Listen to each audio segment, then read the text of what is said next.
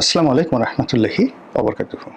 সম্মানিত দর্শক, বিএনপির রাজনীতির যে ভাগ্যের আকাশ, সে আকাশে যে কালবৈশাখীর ঘন কালো মেঘ, সেই মেঘ কোনো অবস্থাতেই কাটছে না।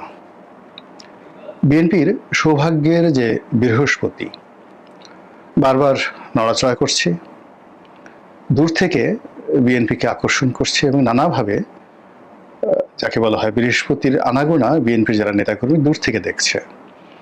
কিন্তু সেই বৃহস্পতি গ্রহ, সৌভাগ্যের গ্রহ, কাছাকাছি আসতে না আসতেই কোত্থেকে যেন ৩-৪টে শনি সেই শনির দশায় এসে বৃহস্পতিকে তাড়িয়ে দেয়।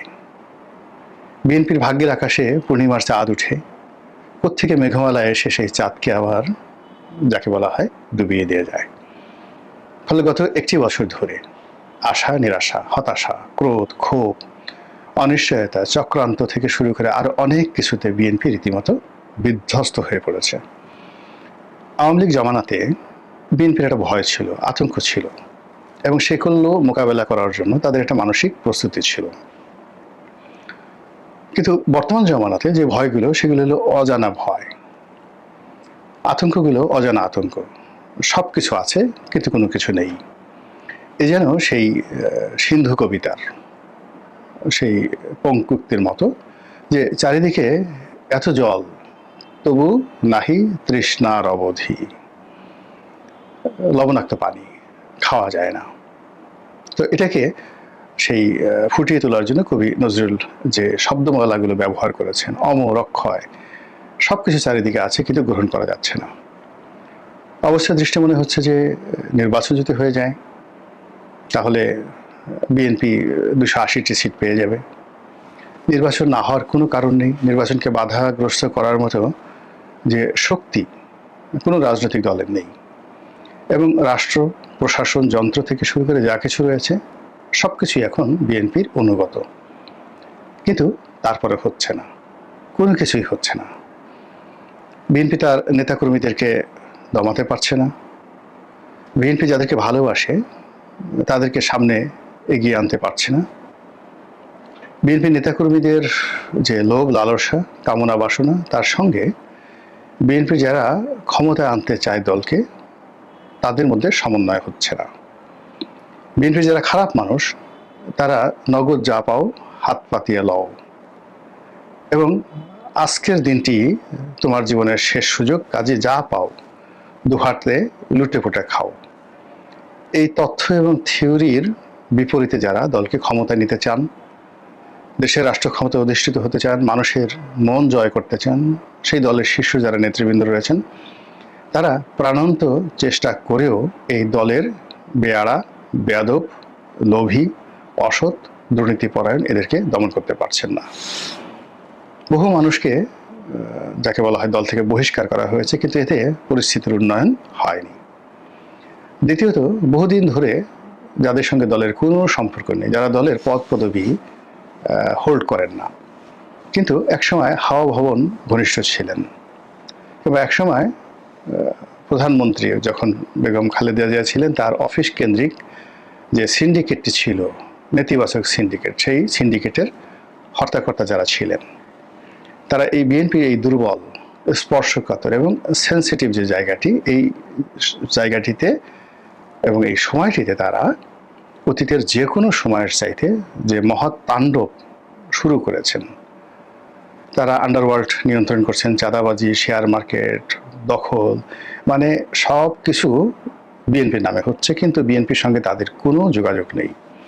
আর তারা অর্থনৈতিকভাবে, সামাজিকভাবে, এমনকি রাষ্ট্রীয় শক্তিতেও তারা এতটা শক্তিশালী, মানে রাষ্ট্রের মধ্যে রাষ্ট্র, দলের মধ্যে দল, মশারির তলে মশারি, এইভাবে মূলত তারা নিজেদের শক্তিমত্তা ব্যবহার করে বিএনপি, তারেক রহমান, বেগম জিয়া, মির্জা ফখরুল সহ দলের যারা কর্তা ব্যক্তিরা প্রাণান্ত চেষ্টা করছেন, তাদের মুখে চুনকালি মেখে দিচ্ছে, কিন্তু তারা কিছু করতে পারছেন না। অন্যদিকে বিএনপির দীর্ঘদিনের বন্ধু, যারা বিএনপির অনেক দুর্বলতা জানে, বিএনপির শক্তিমত্তাও জানে, সেই জামাত, তারা এখন বিএনপির শত্রু। আবার অতীতে ওই যে বললাম যে যারা হাওয়া ভবনে প্রভাবশালী ছিলেন, তারপরে বেগম জিয়ার অফিসে প্রভাবশালী ছিলেন, তারাও জামাতের সঙ্গে এবং যে এনসিপির সঙ্গে ঘনিষ্ঠ যোগাযোগ রক্ষা করছেন। অনেক ক্ষেত্রে টাকা দিয়ে, পয়সা দিয়ে, লজিস্টিক সাপোর্ট দিয়ে বিএনপি বিরোধী শক্তিকে তারা উজ্জীবিত করছেন। তাদের হাতে অল মিনস অফ পাওয়ার আছে। এই পাওয়ারগুলো তারা বিএনপির বিরুদ্ধে ব্যবহার করছেন, বিএনপির নাম ব্যবহার করে। কারণ তারা জানেন যে তারেক রহমান সাহেব যদি ক্ষমতা আসেন, তাদেরকে রীতিমতো বাঁশডলা দেওয়া হবে। তাদের একেবারে আওয়ামী লীগ জমানাতে তাদের উপর যা করা হয়েছে তার চেয়ে 100 গুণ। শুধু বাঁশডলা দেওয়া হবে না, বাঁশের সঙ্গে লবণ মেশানো হবে, মরিচ মেশানো হবে, আদা মেশানো হবে, তারপরে সেই বাঁশডলা দেওয়া হবে। এবং বাঁশের মধ্যে শুধু শরীর না, একেবারে শরীরের যে গোপন অঙ্গগুলো ওইটা চাপা বাঁশের মধ্যে ফেলে একটা চাপ দেওয়া হবে, এটা তারা জানেন। ফলে তারা কোনো অবস্থাতেই তারেক রহমান সাহেব ক্ষমতা আসুক এটা তারা চাচ্ছেন না, এবং সেই পথে বাধা সৃষ্টি করার জন্য তাদের বিদ্যা, বুদ্ধি, কলা, কৌশল সব তারা প্রয়োগ করছেন। এটা বিএনপির জন্য এখন রীতিমতো দুর্ভাগ্যের বিষয় হয়ে গেছে। জনাব ইউনূস, ডক্টর মোহাম্মদ ইউনূস, তিনি প্রথম দিকে এনসিপি বা জামাত তাদের সঙ্গে সম্পৃক্ত থেকে তিনি হয়তো একটা চিন্তা করেছেন, কিন্তু এমন একটা সময় এসে গেছে তার জীবনে, তার কাছে মনে হয়েছে যে তারেক রহমানের সহযোগিতা তার দরকার, বিএনপির সহযোগিতা দরকার, এবং তিনি একটা নিরাপদ প্রস্থান চাচ্ছেন, সেফ এক্সিট চাচ্ছেন। তার এটা ভালো লাগছে না, এটা আমি নিশ্চিত করে বলতে পারি। মানে এখন এই যে ক্ষমতাটা, তার উপদেষ্টারা হয়তো অনেকে এনজয় করছেন, অনেকে হয়তো তাকে রেখে দিতে চাচ্ছেন নিজেদের স্বার্থে, কিন্তু এই বয়োবৃদ্ধ প্রবীণ মানুষটি তিনি চাচ্ছেন না যে ক্ষমতা দীর্ঘায়িত হোক, তিনি চলে যেতে চাচ্ছেন একটা নির্বাচন দিয়ে এবং বিএনপির হাতে ক্ষমতা হস্তান্তর করে।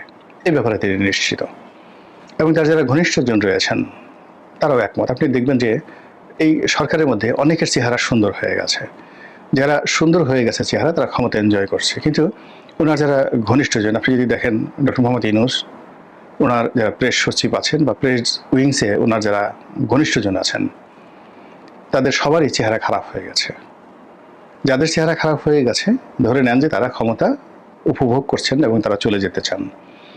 আর যাদের চেহারা ভালো হয়ে গেছে, শরীরে মেদ জন্ম নিয়েছে, ভুঁড়ি হয়ে গেছে, তারপরে অনেকের শরীরে নতুন জামা কাপড় উঠেছে, তারা ছলা কলা কৌশল করে দুটো কাজ করার চেষ্টা করছেন, এই ক্ষমতাকে দীর্ঘায়িত করার চেষ্টা করছেন। আগামীতে যারা ক্ষমতায় আসবে, তৃতীয় চতুর্থ পক্ষকে তারা ইনভাইট করছেন সেই জায়গাতে। আর বিএনপি এবং তারেক রহমান সাহেব যার সঙ্গে ডক্টর মোহাম্মদ ইউনূসের একটা সম্পর্ক হচ্ছে, সেই সম্পর্কটিকে ভেঙে দেওয়ার জন্য তারা প্রাণান্ত চেষ্টা করছেন, এবং এটা এখন বিএনপির জন্য বুমেরাং হয়ে পড়েছে। পর্দার আড়ালে যে সকল নেতিবাচক কাজকর্ম হচ্ছে সেগুলো কম বেশি আমরা শুনি, কিন্তু বিএনপির যারা কর্তা ব্যক্তি তারা এটা বুঝতে পারেন কত মারাত্মক ঘটনা সেখানে ঘটে চলছে। ডক্টর মোহাম্মদ ইউনূস বিএনপিকে সহযোগিতা করার জন্য নির্বাচনের তারিখ ঘোষণা করেছেন, নির্বাচন অনুষ্ঠানের জন্য নির্বাচন কমিশনকে চিঠি দিয়েছেন, জুলাইয়ের ঘোষণাপত্র তিনি করেছেন, এবং সেই ঘোষণাপত্রে এমনভাবে সুকৌশলে তিনি সবকিছু করেছেন যেন রাজনৈতিক বিভেদ না হয়। তিনি মঞ্চে তার পাশে মির্জা ফখরুল ইসলাম আলমগীর সাহেবকে রেখেছেন, কিন্তু এটা আলটিমেটলি এখন বুমেরাং হতে শুরু করেছে। ইতিমধ্যে মার্কিন যে সাবেক কূটনীতিবিদ পিটার ডি হাস, বর্তমান যিনি চার্জ দ্য অ্যাফেয়ার্স রয়েছেন তিনি, এরপরে আমেরিকান লবি এবং লবির যারা লোকজন রয়েছেন, তারা প্রচণ্ড লম্ফজম্প শুরু করেছেন। যেদিন 5 তারিখ, আগস্ট মাসের 5 তারিখে জুলাই যে ঘোষণাপত্র সেটি করা হলো, সেদিন ডক্টর মোহাম্মদ ইউনূসের যারা মেন্টর, যারা তাকে ক্ষমতায় বসিয়েছেন, সেই এনসিপির কর্তা ব্যক্তিরা তারা চলে গেলেন মনের কষ্টে। 5 জন শীর্ষ নেতা চলে গেলেন কক্সবাজারে। তারা সেখানে বেশ কয়েকদিন থাকলেন এবং সেখান থেকে এসে তারা মার্কিন রাষ্ট্রদূতের সঙ্গে ফরমাল বৈঠক করলেন, এবং বৈঠক করার পর যেভাবে তারা ঘোষণা দিয়ে দিয়েছে যে নির্বাচন ফেব্রুয়ারি মাসে হবে না, এবং আরও অন্য কথা তারা বলছেন, এবং বিএনপিকে ইন্ডিকেট করে তারা যে কথা বলার চেষ্টা করছেন যে একটি বিশেষ দলকে ক্ষমতা আনার জন্য বিপ্লব হয়নি। এতে করে বিএনপির সঙ্গে ডক্টর মোহাম্মদ ইউনূসের যে সমঝোতা, সেই সমঝোতার মাধ্যমে বিএনপি নেতাকর্মীরা যে আশার আলো দেখছিলেন, যে বৃহস্পতির নড়াচড়া তারা অনুভব করছিলেন, এবং একটা নির্বাচনের জন্য তাদের যে ব্যাপক যাকে বলা হয় প্রস্তুতি এবং যাকে বলা হয় চেষ্টা প্রচেষ্টা ছিল, সেটি এখন রীতিমতো মুখ থুবড়ে পড়েছে। নতুন অনিশ্চয়তা দেখা দিয়েছে। ডক্টর মোহাম্মদ ইউনূস মালয়েশিয়া থেকে ফেরার পর কি হবে এটা বলা যাচ্ছে না। অন্যদিকে এই যে সাম্প্রতিক গত 2-4 দিনে বিশেষ করে নাসিরউদ্দিন পাটোয়ারী সাহেব যখন বললেন ফেব্রুয়ারি নির্বাচন হবে না, তার আগে তারেক রহমান সাহেব ঘোষণা দিয়েছিলেন যে তিনি খুব দ্রুত বাংলাদেশে আসছেন।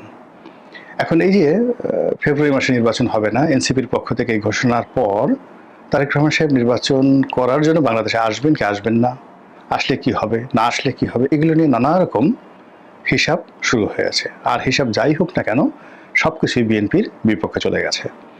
জাহাঙ্গীরনগর বিশ্ববিদ্যালয়, ঢাকা বিশ্ববিদ্যালয়ের যে সংসদ নির্বাচন, ছাত্র সংসদ নির্বাচন, সেগুলো নিয়ে তোড়জোড় হচ্ছে। ছাত্রদলকে কোণঠাসা করার জন্য সর্বশক্তি নিয়োগ করা হচ্ছে। বিএনপির কর্মকাণ্ড এবং বিএনপির দুর্বলতা অক্ষমতাকে কটাক্ষ করে নানা রকম পোস্টার, ব্যানার, লিফলেট থেকে শুরু করে সোশ্যাল মাধ্যমে যে ফটো কার্ডগুলো তৈরি করেছে, এগুলো দেখলে বিএনপির মেজাজ গরম হয়ে যায়, মাথা ঠিক থাকে না। ফলে বিএনপির অনেক নেতা যারা মেজাজ হারিয়ে ফেলছেন, কথায় কথায় রাজাকারের বাচ্চা, রাজাকারের নাতিপুতি, আলবদরের নাতিপুতি, এই সমস্ত কথাবার্তা বলছেন, কারো হাত কেটে দিতে চাচ্ছেন। এগুলো আসলে রাগ হয়ে যাওয়া, মানে ক্রোধের কারণে এই জিনিসগুলো হচ্ছে এবং এইটা আস্তে আস্তে বেড়ে যাচ্ছে বিএনপির মধ্যে, এই অধৈর্যটা। আর এই যে বিএনপিকে রাগিয়ে দিতে পারছে, ক্রোধান্বিত করতে পারছে, এটা বিএনপি যারা প্রতিপক্ষ এটা মনে করছে সেটা তাদের একটা প্রাথমিক বিজয়। এখন এই যে নির্বাচনের সময় সবকিছু যেভাবে ঘনিয়ে আসছে, তারপরে প্রতিদিন যে অযাচিত, অভাবিত এবং অপ্রত্যাশিত ঘটনাগুলো ঘটছে, যা কিনা বিএনপির চলার পথকে, রাজনীতির পথকে কঠিন থেকে কঠিনতর যাকে বলা হয় করে তুলছে। এবং বিএনপি এখন যে ঐতিহাসিক সুযোগটা পেয়েছে, এই সুযোগটি যদি তারা কাজে লাগাতে না পারে, কিংবা এই সুযোগটি যদি তাদের কপালে সেই সৌভাগ্যের তিলক এঁকে দিতে না পারে, তাহলে হয়তো দলটি থাকবে অথবা থাকবে না, অথবা -2 থিওরি বাস্তবায়িত হবে, অথবা আরো অনেক কিছু নেতিবাচক যা